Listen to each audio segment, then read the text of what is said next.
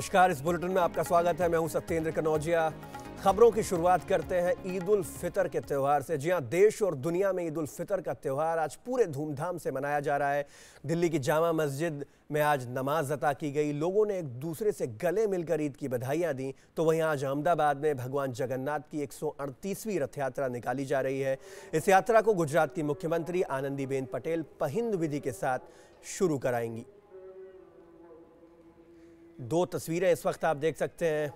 एक में ईद मुबारक जामा मस्जिद दिल्ली से तस्वीरें, जहां लोगों ने ईद की नमाज अदा की और उसके बाद एक दूसरे से गले लगकर ईद की बधाइयां दी। और दूसरी तस्वीर जगन्नाथ यात्रा की अहमदाबाद से, जहां लाखों की तादाद में श्रद्धालु जुटे हैं जगन्नाथ यात्रा में शामिल होने के लिए। हर साल की तरह इस साल की जगन्नाथ रथ यात्रा खास है क्योंकि यह नव कलेवर संयोग में हो रही है।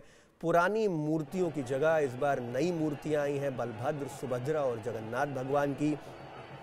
वहीं दूसरी तस्वीर दिल्ली की जामा मस्जिद से है, जहां पर हजारों की तादाद में लोग मौजूद हैं।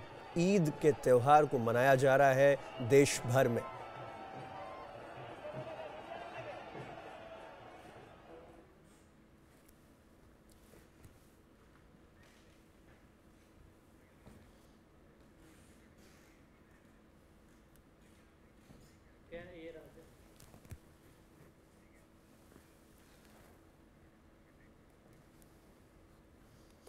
इस वक्त श्रीनगर से फयाज बुखारी और लखनऊ से ज्ञानेंद्र शुक्ला हमारे साथ जुड़ गए हैं। फयाज और ज्ञानेंद्र दोनों को हमारी तरफ से ईद की हार्दिक शुभकामनाएं। फयाज, सबसे पहले आपके पास चलेंगे। श्रीनगर में इस वक्त क्या माहौल है? नमाज अता हो चुकी है?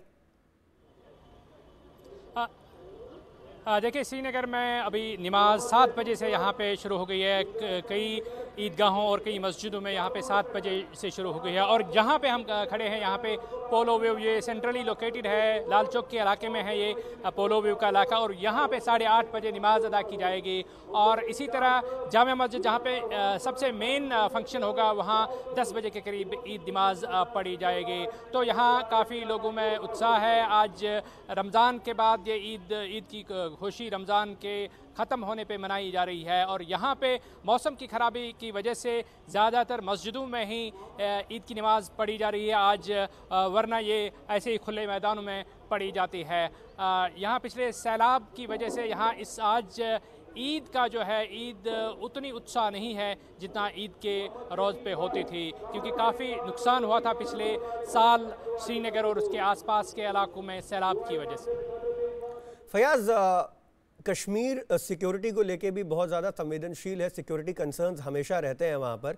तो ईद के इस मौके पर सुरक्षा के कैसे इंतजामात हैं वहाँ पर? देखिए, ईद के अवसर पे सुरक्षा के कड़े इंतजामात किए गए हैं। पुलिस और CRPF जगह जगह तैनात की गई हैं, क्योंकि किसी भी अप्रिय घटना को रोका जाए। क्योंकि पिछली बार आप जुमा को देखेंगे, कल जो है काफ़ी हिंसा हुई थी श्रीनगर और इसके आसपास के इलाकों में। और इससे पहले ईद 2 साल पहले यहाँ ईद के दिन काफ़ी हिंसा हुई थी, जिसमें पुलिस को आंसू आने वाला गैस भी इस्तेमाल किया गया। सारे शहर में हंगामा हुआ था 2 साल पहले यहाँ पे। तो उसको रोकने के लिए पुलिस और सुरक्षा बल बड़ी तादाद में तैनात किया गया है, ताकि किसी भी अप्रिय घटना को रोका जाए। चलिए, अब लखनऊ का रुख करते हैं। वहाँ ज्ञानेंद्र शुक्ला मौजूद है हमारे साथ। ज्ञानेंद्र, पुराने लखनऊ का अपना एक अलग मिजाज है और वहाँ पर ईद की अपनी एक अलग खासियत है। तो हम जानना चाहेंगे इस वक्त माहौल कैसा है वहाँ पर?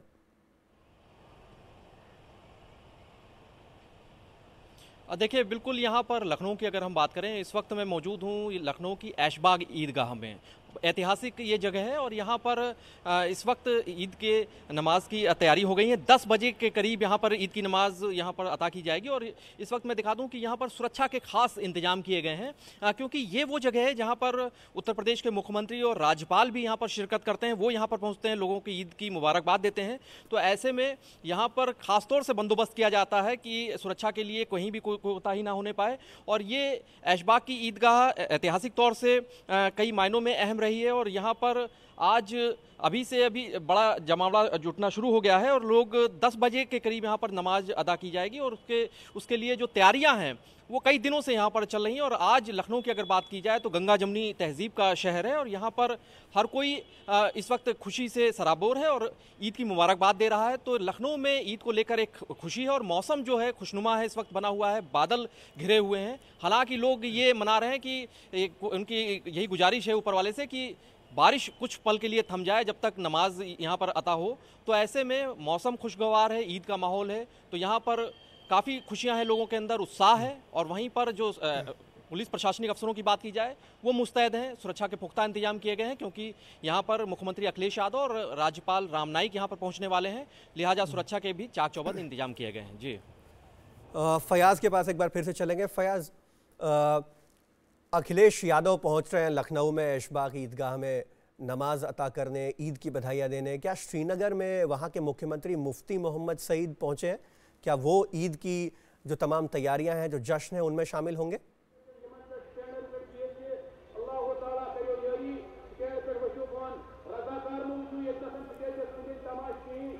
फयाज, क्या आपको अब मेरी आवाज मिल रही है? हाँ, अब आवाज आ रही है। मेरा सवाल ये है कि लखनऊ में उत्तर प्रदेश के मुख्यमंत्री, अगर आप देखेंगे तो काफ़ी अभी यहाँ पे काफ़ी लोग जमा हो गए हैं और 8:30 यहाँ पे ईद की नमाज होगी। और ये सेंट्रली लोकेटेड एरिया है, लाल चौक का एरिया है और यहाँ पे ईद की नमाज हो रही है। मगर मौसम की ख़राबी की वजह से यहाँ पे ज़्यादातर लोग आज मस्जिदों में ही नमाज पढ़ रहे हैं। सुरक्षा के कड़ी इंतजाम किए गए हैं ताकि किसी भी अप्रिय घटना को यहाँ पे रोका जाए, क्योंकि पिछले 2 साल पहले यहाँ काफ़ी हिंसा हुई थी ईद के दौरान और उसको रोकने के लिए यहाँ पे पुलिस और सुरक्षा बल बड़ी तादाद में तैनात किए गए हैं। चलिए, श्रीनगर से फयाज बुखारी और लखनऊ से ज्ञानेंद्र शुक्ला का हमसे जुड़ने के लिए शुक्रिया। आगे भी आपके पास आते रहेंगे। आगे बढ़ते हैं, बात करते हैं पाकिस्तान के हाई कमिश्नर अब्दुल बासित की, जो कि दिल्ली की फतेहपुरी मस्जिद में ईद के मौके पर जाकर लोगों से मिले।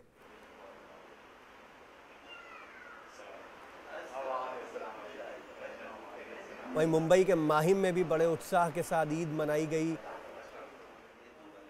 अलग अलग तस्वीरें इस वक्त आ रही हैं देश से, चाहे वो जामा मस्जिद हो, मुंबई हो, श्रीनगर हो, लखनऊ हो, हर जगह ईद हर्षोल्लास के साथ मनाई जा रही है, ईद का जश्न मनाया जा रहा है। ये तस्वीरें मुंबई के माहिम इलाके की हैं, जहां लोगों ने ईद के मौके पर नमाज अता की।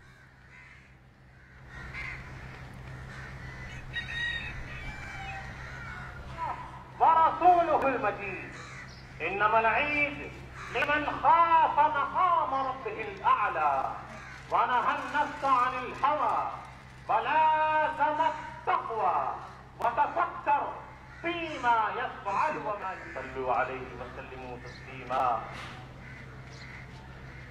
اللهم صل وسلم على الصديق الأكبر رضي الله عنه وارضاه في المحشر وعلى قاطع أساس الكفر والإلحاد طالع بنيان الشرك والفساد سيدنا عمر فاز بالحظ الأوفر رضي الله عنه وارضاه في المحشر وعلى جامع أسور القرآن صاحب الحياء الذي هو شعبة من الإيمان। वहीं अहमदाबाद में भी भगवान जगन्नाथ की 138वीं रथ यात्रा निकाली जा रही है। इस यात्रा को गुजरात की मुख्यमंत्री आनंदीबेन पटेल पहिंद विधि के साथ शुरू करवा रही हैं। भाजपा के राष्ट्रीय अध्यक्ष अमित शाह ने इससे पहले भगवान जगन्नाथ के मंदिर में जाकर आरती की। भगवान जगन्नाथ का रथ अहमदाबाद में 14 किलोमीटर की दूरी तय करेगा और इस दौरान दर्शन के लिए लाखों श्रद्धालुओं का जमावड़ा लगा हुआ है। यात्रा की शुरुआत शहर के जमालपुर इलाके में स्थित करीब 400 साल पुराने मंदिर से होती है। आज ही देश में ईद उल फितर भी मनाया जा रहा है। ऐसे में अहमदाबाद में सुरक्षा के व्यापक इंतजाम किए गए हैं और हजारों सुरक्षा कर्मियों को तैनात किया गया है। भगवान जगन्नाथ की रथ यात्रा में शामिल होने के लिए लाखों श्रद्धालु ओडिशा के पुरी भी पहुंच चुके हैं। इस बार की रथ यात्रा इसलिए भी खास है क्योंकि 1996 के बाद पहली बार पुरानी मूर्तियों को बदला गया है। पुरी में आस्था का सैलाब उमड़ पड़ा है। उधर भगवान जगन्नाथ, बलभद्र और सुभद्रा के रथ सज चुके हैं और भगवान शहर के भ्रमण पर जाने के लिए तैयार हैं। लेकिन इस बार कुछ खास है। ये इस सदी की पहली नवकलेवर रथ यात्रा है, यानी 19 सालों बाद भगवान जगन्नाथ, बलभद्र, सुभद्रा और सुदर्शन की पुरानी मूर्तियों को बदला गया है और इसी के चलते इस बार भक्त और भी बड़ी संख्या में यहाँ पहुंचे हैं। पारंपरिक गाजे बाजे के साथ पहुंचे इन भक्तों का जोश भी देखते ही बन रहा है। देश के लगभग हर कोने से तो भक्त यहाँ पहुंचे हैं, 7 समंदर पार से भी आए लोग इस ऐतिहासिक यात्रा का गवाह बन रहे हैं। आज सारे दुनिया के लोग ही जगन्नाथ जी के सामने आए हैं जगन्नाथ जी का रथ दर्शन करने के लिए। इसमें सबका ख्याल है कि इसमें आदमी को मुक्ति मिलता है। बहुत अच्छा लगा, 3 साल से लगातार आ रहे हैं, तो आपकी तो नवग्रह की मूर्तियों के दर्शन करने आए हैं। इस यात्रा में 30 लाख से भी ज्यादा श्रद्धालुओं के हिस्सा लेने का अनुमान है। ऐसे में तैयारियां भी पुख्ता की गई हैं। 10,000 पुलिसकर्मियों को यहाँ तैनात किया गया है और करीब 200 CCTV कैमरे भी लगाए गए हैं। कोस्टल सिक्योरिटी के लिए डेवलपमेंट किया है, जहाँ पे कि इंटरसेप्टर बोट है, ट्रेन नेवी के 10 लोग हैं जो रिटायर होकर लगे हुए हैं, प्लस हमारा CCTV कैमरा पूरे शहर को कवर कर रहा है, जो कि कवरेज में है। भगवान जगन्नाथ अपने भाई बलभद्र और बहन सुभद्रा के साथ हर साल गुंडीचा मंदिर तक भ्रमण पर जाते हैं, जो उनके एक संबंधी का घर है। ये तीनों देव गुंडीचा मंदिर में 7 दिनों तक आराम करते हैं और फिर इसी तरह से उन्हें वापस उनके मुख्य मंदिर में लाया जाता है। इस प्रकार ये रथ महोत्सव 9 दिनों तक चलता है। Bureau report. आगे बढ़ते हैं, बात करते हैं श्री श्री रविशंकर की। गृह मंत्रालय ने खुलासा किया है कि आध्यात्मिक गुरु श्री श्री रविशंकर की जान को खतरा है। ऐसे में केंद्र ने सभी राज्य सरकारों से आध्यात्मिक गुरु श्री श्री रविशंकर की सुरक्षा पुख्ता करने के निर्देश दिए हैं। आतंकवादी संगठनों इस्लामिक स्टेट और तहरीके तालिबान पाकिस्तान ने श्री श्री रविशंकर को जान से मारने की धमकी दी है। ये खुलासा हुआ है गृह मंत्रालय की एक चिट्ठी से। चिट्ठी के मुताबिक इस साल मार्च में आर्ट ऑफ लिविंग के प्रमुख जब मलेशिया की यात्रा पर थे तो इस्लामिक स्टेट ने उन्हें जान से मारने की धमकी दी थी। मलेशिया में श्री श्री जिस होटल में रुके हुए थे उस होटल के मैनेजर को इस्लामिक स्टेट का एक धमकी भरा खत भी मिला था। वहीं तहरीके तालिबान पाकिस्तान ने इस्लामाबाद में आर्ट ऑफ लिविंग के सेंटर को आग के हवाले कर दिया था। इस सेंटर का उद्घाटन खुद श्री श्री ने 2012 में किया था। इन्हीं घटनाओं का जिक्र करते हुए गृह मंत्रालय ने सभी राज्यों के मुख्य सचिवों को एक खत लिखा है। इस खत में साफ तौर पर कहा गया कि श्री श्री रविशंकर जब उनके राज्य का दौरा करें तो उनकी सुरक्षा बढ़ा दी जाए। वहीं आर्ट ऑफ लिविंग फाउंडेशन ने माना है कि अमेरिका की तरफ से भी उन्हें इस बारे में आगाह किया गया है। वॉकर हैं ओवरसीज सिक्योरिटी एडवाइजरी काउंसिल में US स्टेट डिपार्टमेंट, उन्होंने ऐसा एक एक्स्ट्रा कॉशन के लिए हम लोग को बताया US में ही कि आप थोड़ा सा केयरफुल रहिए, ऐसा थ्रेट्स कुछ टेरर ऑर्गेनाइजेशन से, एक्सट्रीमिस्ट ऑर्गेनाइजेशन से है आपको। लेकिन फाउंडेशन का यह भी कहना है कि उन्हें इस तरह की धमकियों से कोई फर्क नहीं पड़ता। कॉशन लेने की कोई ऐसा कुछ नहीं, हम तो काम करते रहते हैं और गुरुदेव का भी यही कहना है कि ये इसको मीडिया में भी ये सब इतना बड़ा करने का ऐसा दरकार नहीं है। इस्लामिक स्टेट ने श्री श्री पर धर्मांतरण का आरोप लगाया था, लेकिन आर्ट ऑफ लिविंग फाउंडेशन हमेशा से कहता रहा है कि श्री श्री एक आध्यात्मिक गुरु हैं, न कि कोई धार्मिक नेता। Bureau report. दिल्ली के मुख्यमंत्री अरविंद केजरीवाल पर तीखा हमला बोला गया है। जी हां, आपसे बर्खास्त होने के बाद प्रशांत भूषण ने केजरीवाल पर अब तक का सबसे बड़ा हमला किया है। केजरीवाल के इस बयान पर कि प्रशांत भूषण और योगेंद्र यादव पार्टी में लौटते हैं तो उन्हें बेहद खुशी होगी, प्रशांत भूषण ने उन्हें बेशर्म और पाखंडी करार दिया है। भूषण ने ट्वीट किया है कि नेशनल काउंसिल की बैठक में गाली देने और अपने विधायकों से फिजिकल अटैक कराने के बाद केजरीवाल चाहते हैं कि हमारी वापसी हो। ये बेशर्मी और पाखंड है। वहीं केजरीवाल के बयान पर योगेंद्र यादव ने भी ट्वीट किया है। योगेंद्र यादव ने ट्वीट किया है कि हम तो उसी रास्ते पर चले हैं, उन्हीं आदर्शों पर कायम हैं, आप ही भटक गए हैं। आप तय करें आदर्शों पर वापस आना है या सत्ता प्यारी है।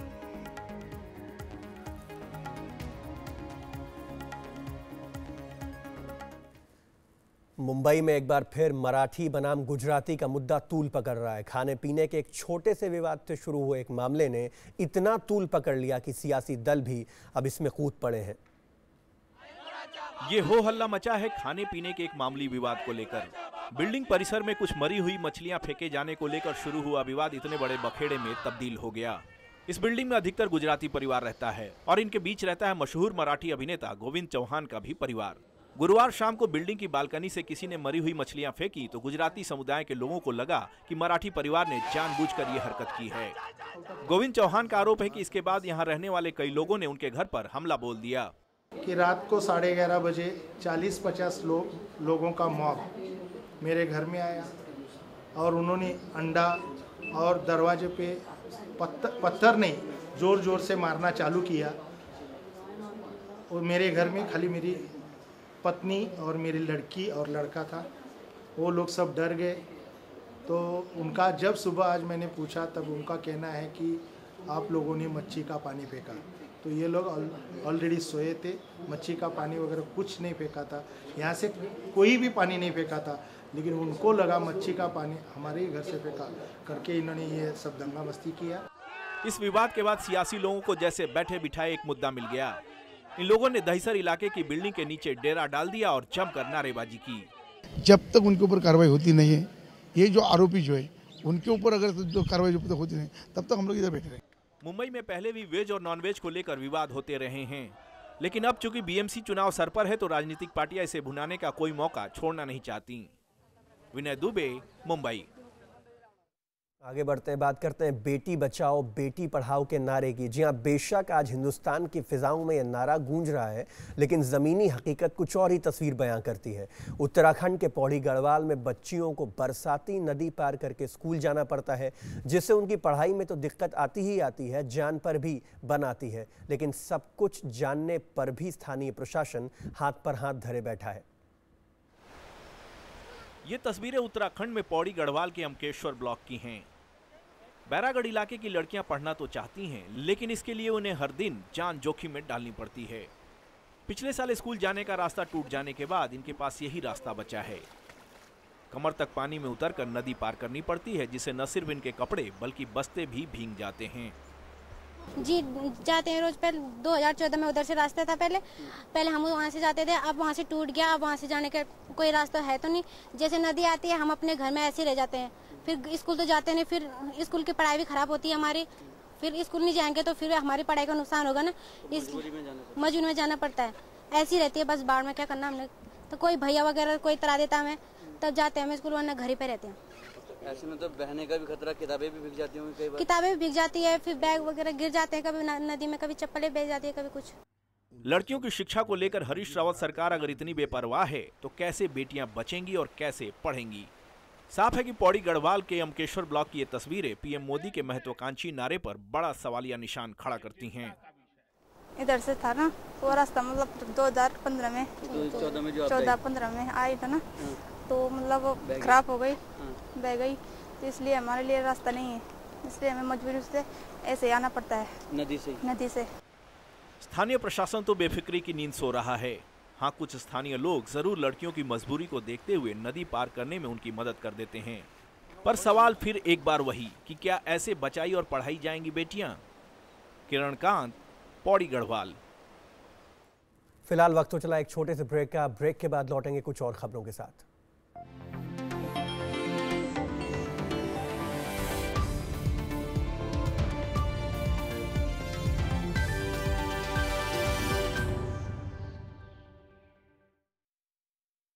बाबूजी धीरे चलना,